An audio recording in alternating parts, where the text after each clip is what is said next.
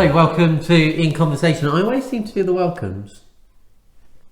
Well, anyway, it's good to have you back with us if you're watching. Last week we talked about a response to the article that had been, I think it was in the Telegraph, wasn't it? About church and would it survive COVID. And we spent a bit reflecting on how church has changed and what maybe didn't feel quite right about church when it reopened for public worship. When it will reopen for public worship at some point soon. I wanted to spend a few weeks reflecting on some of your thoughts. Thank you to everyone that sent some thoughts in. We want to just kind of spend today thinking particularly about worship, because worship has changed dramatically. And I wonder when I say the word worship, what your initial thoughts are. Because for a lot of people, when challenged with the word worship, certainly up until this time last year, they would have probably said, worship is when I come to church on a Sunday morning.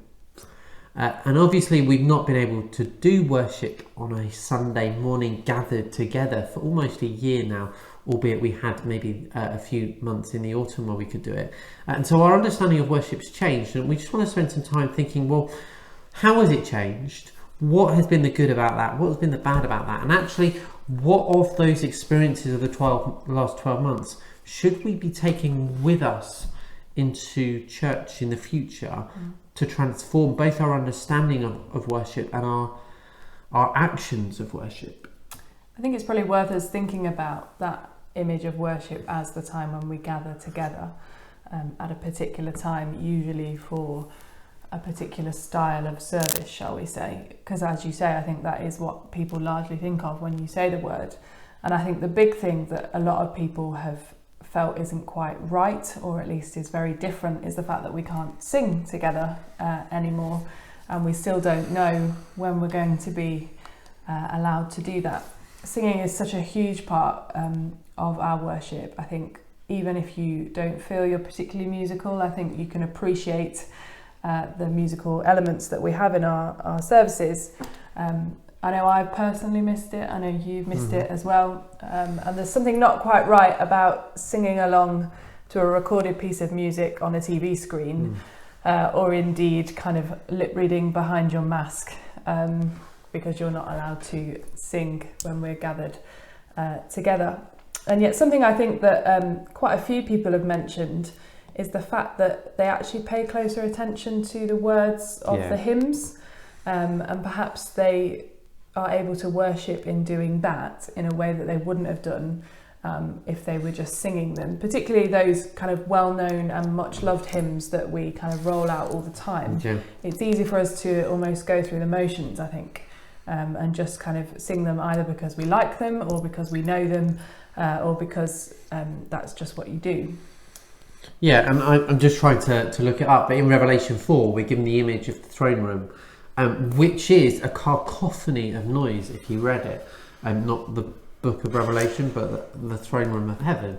It's a cacophony of noise of worship to God, and that's why our gatherings should include singing, and that singing shouldn't necessarily, this is one of my pet peeves, shouldn't be dirges that make us sad and dull and miserable, but they should be uplifting praise to God, because that's what's going on in heaven right now.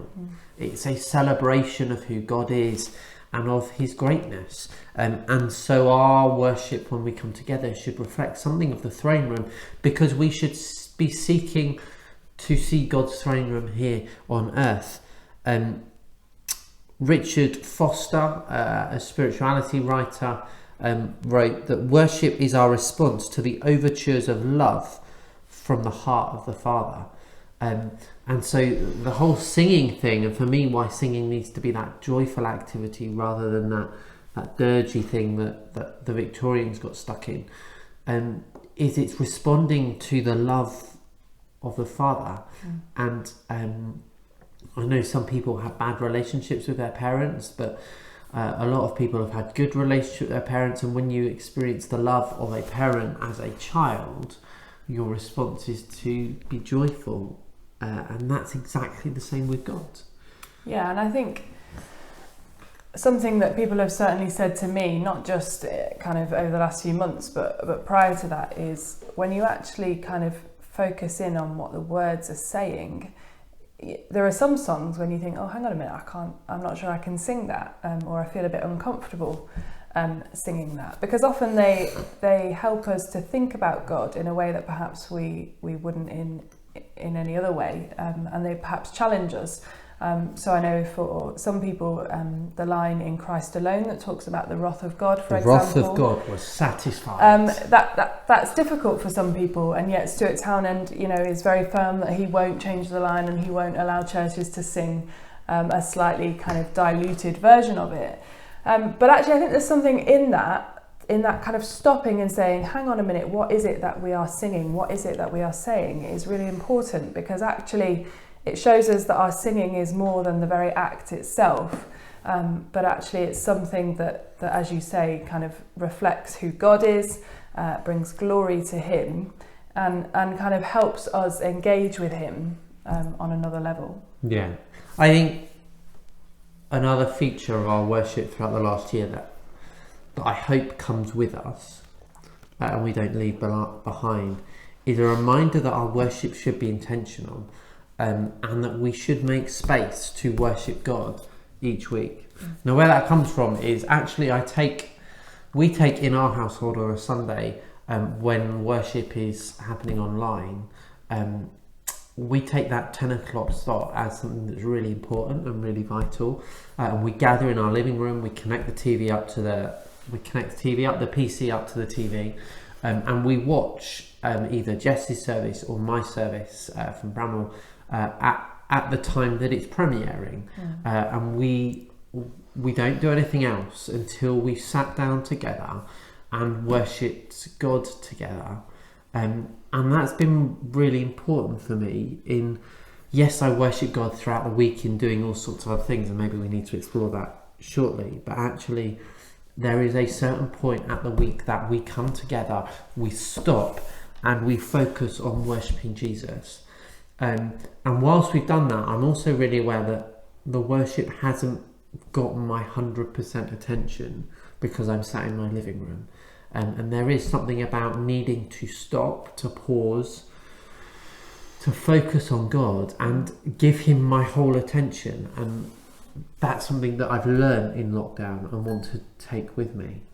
Definitely. And I think related to that, there is something about being together that is essential to worship, whether that be in person or, as you say, as all gathered around our TVs at the same time, every Sunday, for example. That actually brings me... So, I don't know if you can see this on your Facebook, it might just be mine because I have hosted the video, but I can actually see the number of people watching the video.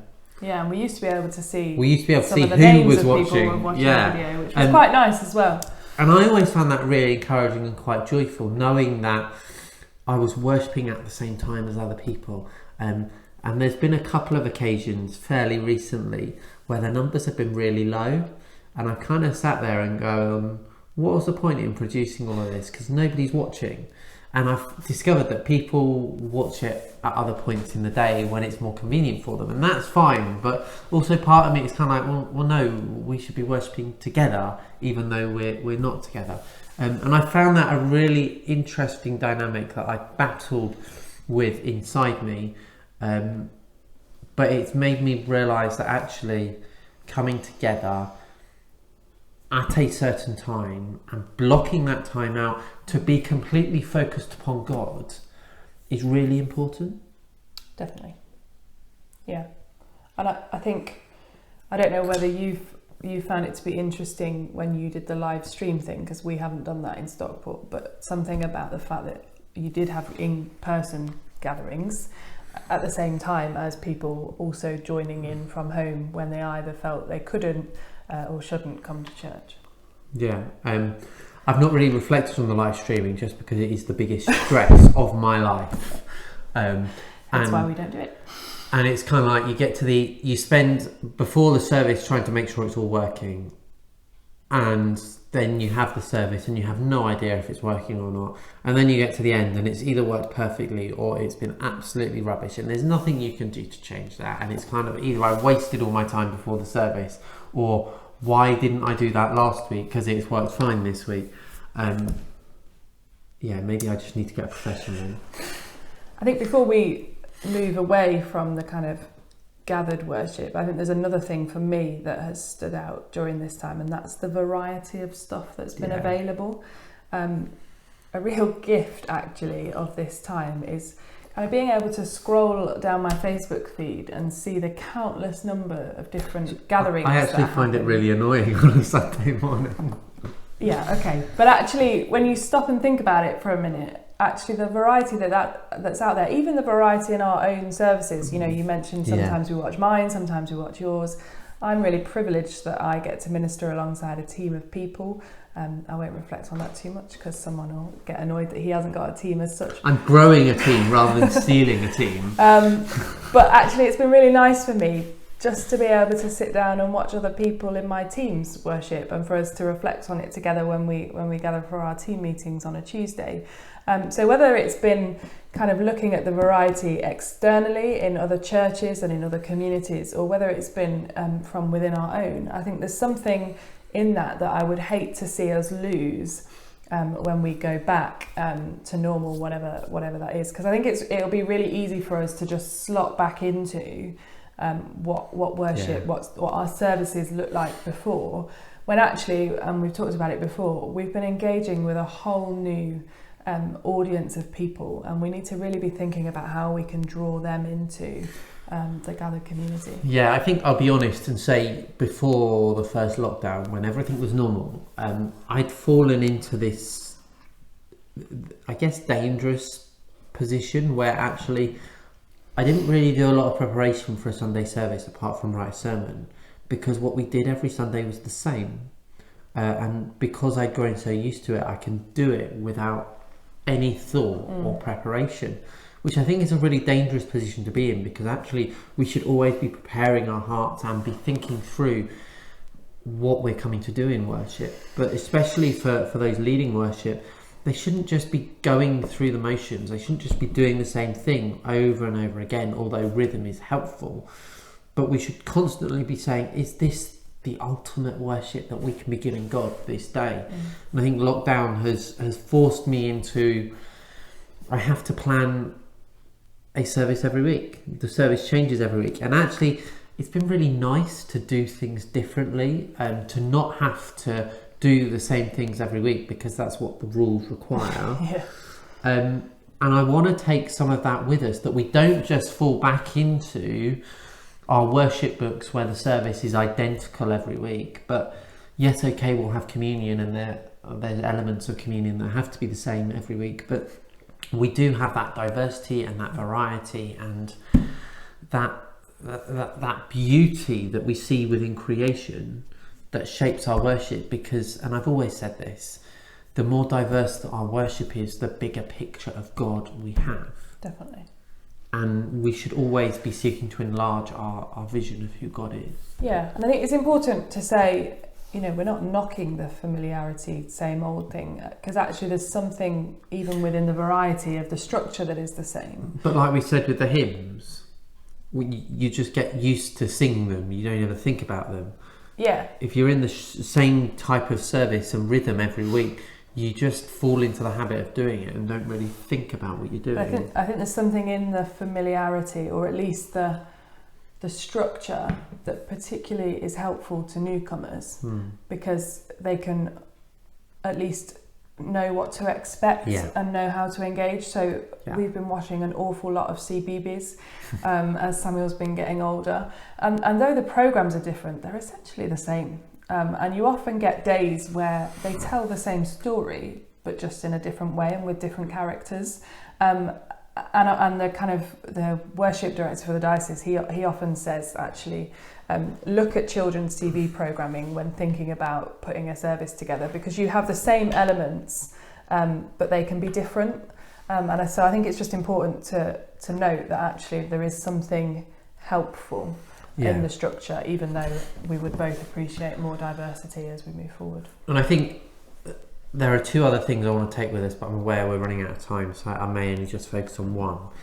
But one of the really important points that we need to take forwards, I think, is we need to be prepared to step out of our comfort zones when leading worship, but also when participating in worship. So we did a lot of recording in the garden, but I think the most nerve-wracking service we recorded, and it wasn't just because it was one of the first, was the Easter Vigil, which we did out in our garden, which is just behind where the camera is sitting now on our patio. We'd spent the day recording the Easter Sunday service, so Jess had played her trumpet out in the garden for everyone to hear, and we were out with the fire lit, dressed in our stoles. I think we had the camera going, and I was very aware that all our neighbours were in their gardens, and they could all hear us. And I felt really nervous and like I shouldn't be doing it, and really uncomfortable. And yet, if I look back at last year, it's probably one of the most unique and special services that we led, just because it felt like we were doing it in exile. It felt like we were doing it and hoping no one would catch us. Yeah. And yet, in fact, we were doing it in the midst of everything else that was going on. And that almost felt like we were taking a stand a little bit. We did. To kind of do what we would normally do in the church building out in our garden. And so, I mean, I've already been thinking about Easter. Actually, I think if we're allowed to gather by Easter, I want our Easter Vigil service to start, that's the doorbell, with people just gathering around a fire outside socially, and that slowly moving into worship. Shall we wrap it up and maybe let's call it a day there, because the bell's next week on to worship being about more than just our services. Yeah, so that's some of our reflection about where we think worship should go, learning from lockdown. Next week we'll talk about worship outside the gathered Sunday morning. Great. Have a great week and we'll see you soon. Take care.